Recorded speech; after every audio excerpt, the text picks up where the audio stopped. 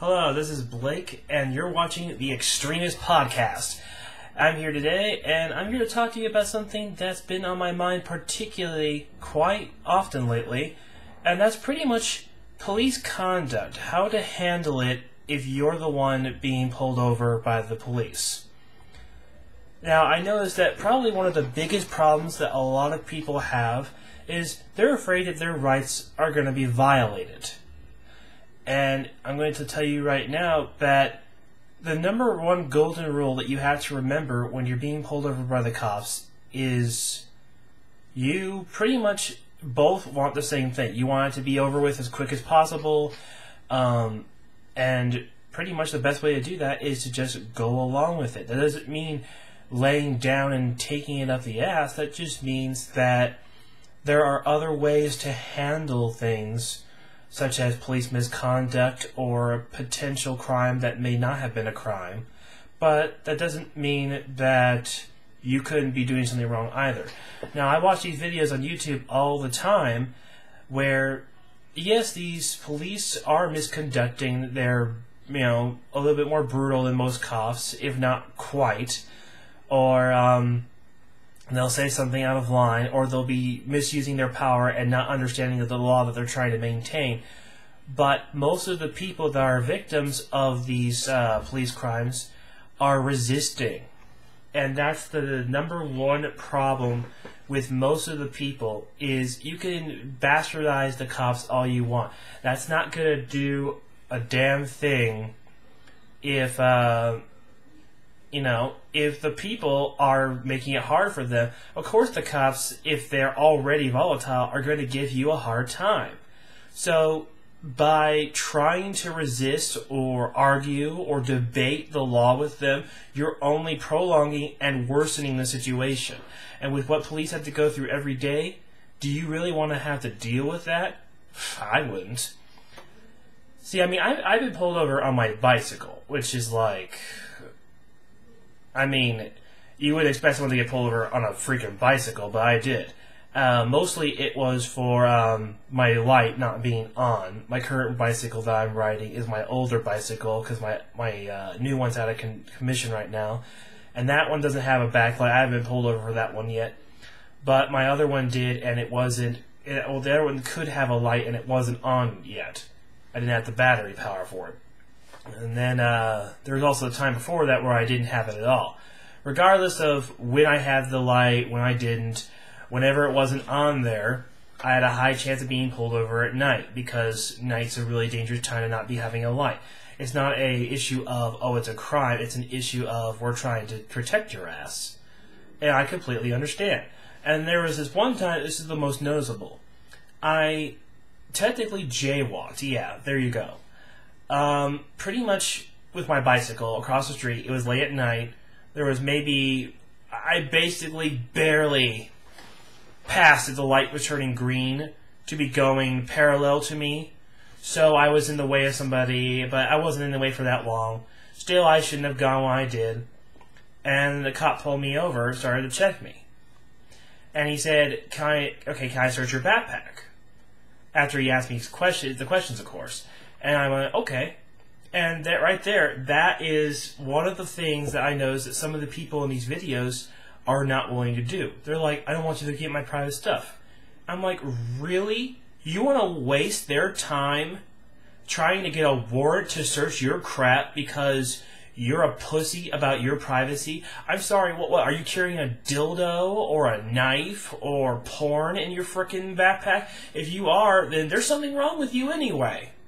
Okay, the knife may be okay, I can see it as self-defense, but point being, there is never a reason why you should deny a cop a search if he has viable reason to believe that you have drugs or alcohol on you that should not be within the state limits. But point being, okay, what I did is I did everything the cop told me to.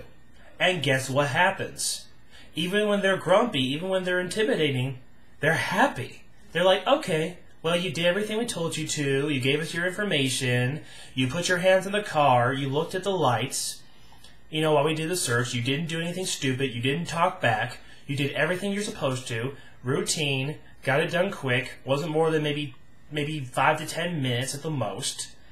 And that's the point I'm trying to say is you can talk about misconduct all you want. Even if the cops did talk bad about me or whatever, I'm not going to raise my voice because they're still representing the law. The thing is you're supposed to take the correct legal mediums to deal with it. If a cop misconducts you, what you're supposed to do is you're supposed to ask the police officer for his credentials. You say, okay, what's your name, what's your badge number, etc., etc. You get his information. You take it up with 411, and then these people will take your call and then investigate it and see if it's valid. You know, that's the best you can do without getting your ass in the fryer. Because the last thing that anybody wants is to see some stupid idiot getting beaten up or thrown in the car because he resisted arrest when he could have simply just... like I said, it's not about letting the cops do whatever they want with you. It's about that you both want the same thing. There's nothing you can do. Okay, so say you beat up this one cop. What's that going to stop that from another cop having the same problem with another cop? There's going to be a million cops, you know. What do you do? One cop is gone. That doesn't solve anything, you know?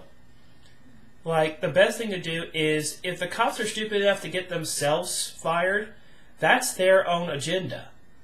I mean, if they're violent with you and they're beating the crap out of you, that should be the only time that you fight back, and only if you did not provocate it whatsoever. If you fought back, then even if they brutalize you, it's not going to help you to be a threat, because remember, these guys have guns, okay? And if you've ever seen the one killing with the guy in the subway, he was unarmed. And they had their knee on his head, and he kept squirming, so they shot him in the back. The thing is, okay, you should only fight back if you absolutely have to, if they're on top of you, gangbanging you, and that's only if they did it for no reason. But other than that, okay, I mean, the cop doesn't see you as a threat. They have no provocation to pull out a gun. And if they do, they're just stupid, and they're just asking to get the death penalty. The point I'm trying to say is no reasonable cop would pull their gun unless they had valid reason. Okay? So, the point I'm trying to get is, okay, number one, when the cop sees you, pull over. You may go, ugh, and all that shit, just deal with it. Number two, if the cop comes up, you want to make sure your hands are out, and you pretty much answer every question as given. Don't try to start a topic unless he's okay with that, you know, if he has the time. But, you know, don't waste time unnecessarily. Number three, if he asks to search you, your person, your backpack, whichever, don't start bitching about your amendment rights, okay? That just makes you look like a spoiled little dipshit. And I hate people like that because, you know, you're just trying to use the Constitution to probably get away with something like having drugs that you shouldn't be having, or having some form of illegal item which you shouldn't be having. The thing is, why should you resist if you're not guilty of anything? That doesn't make any sense. Okay? So that's the point I'm trying to make. It doesn't matter about your rights if they're not, like, ripping your clothes off and raping you. I mean, unless they're doing that, there's no point to worry. I don't know what you people are so on about. Oh, our personal privacy. There's only so many private things that should be held sacred. Being searched by a cop, their job is to protect people. If that means searching your ass, you shut the fuck up. You let them search you. Don't give them lip. Don't start the amendment crap. That's not going to make anything better. You're just going to make things worse. Okay? If they tell you to put your hands in the car and look at the windshield, you do that. Pretty much it's all about being as polite as possible, answering the questions as quickly as possible, and doing what they tell you to. Best case scenario is it gets done quickly, they're happy, you're I wouldn't say completely happy, but if you're not in trouble, you don't have a reason to be unhappy. Maybe a bit pestered because it took a bit of your time, but I mean, like I said, the worst case scenario should never be a bad ordeal. Just try your best not to break the law. If you do, hope that it's a small infraction and not something big. Other than that, like I said, the main thing to remember is pretty much if you're a good person and you have a really calm, steady thought process, you're compliant, it doesn't matter if the cop was misconducting, is that you're going to have a lot more on him if you're being agreeable to give the 411 if he is misconducting than you are if you resist and fight back and argue with him. Because they don't want to have to hear all of the crap that you had to sling on the officer. That's just going to make them less willing to help you regardless. So that's just my 2 cents on it. You know, just, if you get pulled over, just deal with it. It's life. It happens, like, at least once in our lives. The best thing you can do is be a good citizen and do your part in making their job easier so they can protect you. And that's all I have to say on that. Later, guys.